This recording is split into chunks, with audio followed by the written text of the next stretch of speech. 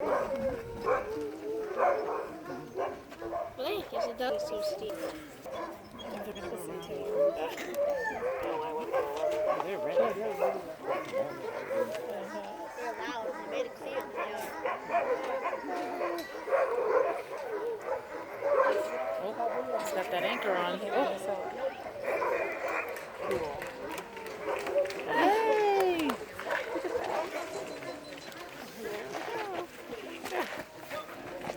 Is it going? Okay, again.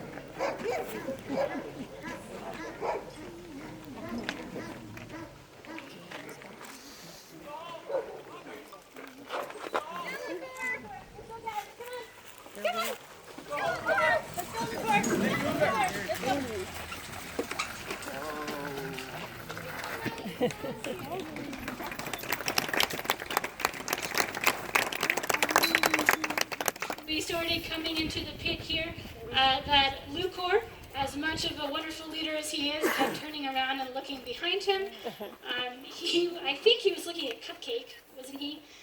So Cupcake is actually his son, who was born last year. Sometimes Lucor gets a little frazzled by dogs behind him. We are a family unit here, and for whatever reason he was either intimidated or nervous or wanted to play with Cupcake, whichever one of the three, and was looking behind him. So they made it here in the pit, and that's great. So, as I mentioned before we ran the dogs here, these guys have been protecting this park for you for 100 years. Now, this park was established in 1917, mainly for the protection of the wild game that lived in the area. And when it was protected, it was originally only 2 million acres. It is now 6 million, but that original 2 million acres, when it was a brand new fledgling national park, there was only one employee, one man, who was in charge of patrolling that 2 million acres all by himself. What a lucky guy, right? Yeah. Do you think that's a monumental task to be put? And so he knew that the only way that he would successfully patrol that 2 million acres is through a very special team of rangers. I'm not talking about rangers like myself. I'm talking about our canine rangers here in front of you. And so the first kennels building was established, or this kennels building, the only kennels building, was built in the 1920s with our first team of dogs. And it is because of the work of Harry Karstens and those first 7 dogs that were brought on that poaching was eradicated from Denali. So now you may be wondering, well, geez, if poaching is no longer a problem, what are these dogs used for? While we have been doing demonstrations since 1939, this is not their primary job. This is actually their summer vacation. These dogs work very hard for us in the wintertime protecting this place. And so if you look behind the team of dogs here, you'll see a setup that we have here, a display. Now here on the far right is a pile of caribou antlers. That is to represent the history of the dogs that I just talked about. The other 2 parts are to represent what the dogs do for us here today. Now in the middle you see a pile of metal poles and wood. Looks a bit like trash, doesn't it? That's exactly what it is. So it's garbage, it's trash and debris that these dogs have hauled out of the wilderness area of this park. They're remarkable dogs. And so if you guys have a dog back home, I'd like you to just think about your dog for a second. I'm sure all of you are missing them since they're all the way up here. Do you think that your dog could do the job that these dogs do? Anyone want to stand up for me? Oh, there we go. Thank you, Ashley, and Cash, and Lucor there. So take a look at Lucor and Cash, our fearless leaders today. What physical characteristics do they have that your dog might not have that enables them to do this incredible work? Long legs. I heard something about a coat and a big heart. Yeah, a big heart, sure. They love their job, that's certainly one of them. Some physical characteristics. Oh, Cash. She's like, meh, I'm done. Thank you, Lucor. Some physical, thank you. Actually, characteristics they might have are the long legs here. The really thick fur coat that you can see just kind of blows everywhere. A big bushy tail here at the end. Large paws. And then talking about a big heart, yeah, a lot of drive. A lot of will to run and pull. The physical characteristics, you know, they have this really thick fur coat and a big bushy tail. What are you doing?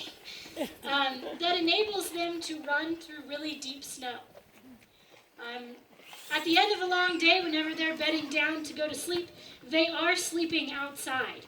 And so they do use this bushy tail to wrap around their faces, so that in the cold, as they exhale and inhale, it forms a pocket of warm and moist air around their face.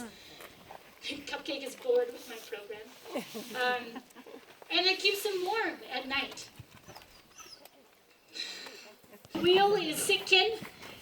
This is a wheel dog position. Wheel dogs need to be very strong and big, and you can see Sitkin is one of our largest dogs here in the kennels. Moving up in the team. Well, I'm getting there. Hold on. We would add dogs right here. These are going to be called our team dogs. We don't have team dogs today because if we had any more than 5, we'd be fishing our musher out of the woods still. So team dogs, their job really is just to pull their share of the weight. And we typically ask that each dog pulls about 60 pounds per dog. Moving up in the line, we do have wonderful Rupee here and Cupcake as well. Now Rupee and Cupcake are what we call our swing dogs. Swing dogs really are kind of the backup to the leaders. They give them extra support. Has anyone heard the joke, unless you're the lead dog, the view never changes? If you haven't, this is your first time. It's one of the best musher jokes that we have. And while that is true, it's actually a really great place to put our up-and-coming leaders. So Cupcake here is only a year old, despite how big he is. He is still learning how to be a sled dog and how to be a leader. We put him right behind our lead dogs to give him the up-and-personal view of what they are doing at all times. So when Cupcake is finally given the chance to be a leader, he's going to know what he has to do and what he shouldn't do when he is leading. Here in lead today, we have Cash and Lucor. Now Cash and Lucor are our lead dogs. As lead dogs, they have to be very smart and confident. You guys kind of saw a little bit of wavering confidence with Lucor as we were coming into the team. It does take a very confident dog to run in front of other dogs. And while we only have a team of 5 here today, we typically might have a team of 8 to 10. So, our lead dogs may be all the way up here. So we are going to do what I like to call dog bowling, where we run with the dogs and then let them go. The dogs are going to run all the way back to their house free and will receive a cookie for their good behavior. I will tell you a little bit about what makes them an individual. First to go home is Lucor. As you guys saw, Lucor is one of our leaders. He is a little shy. He has fathered 2 litters for us here in the kennels. The Find Your Park litter, as well as the birthday litter, of which Cupcake is one of them. Next here is Cash. Cash is one of our smaller females. She came to us from an outside kennel. Although she is small, she is mighty. She is one of our best lead dogs here in the wintertime. She seems like she doesn't know if she wants to go home or pick an argument with Rupee here behind her. She is strong enough to not pull a person over as well as to pull in team, yeah. Next here is Rupee. We like to call her Rupee Bean or Rupee Potato. Her beautiful red color, we call her Rupee Potato because her favorite thing to do is to roll over and show her belly and ask for belly rubs. When she was pregnant with the Find Your Park litter, she looked like a big potato when she showed us her belly, and that's how she got her nickname. That was Sitkin, who just went home. Sitkin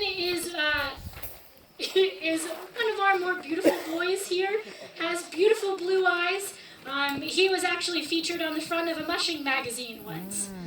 And last but not least, you guys saw Cupcake going home on leash. Cupcake is one of those boys that is not relied upon to make it to his house yet. He may get there, he may not. There are some dogs that will go 7 years and can't seem to find their house.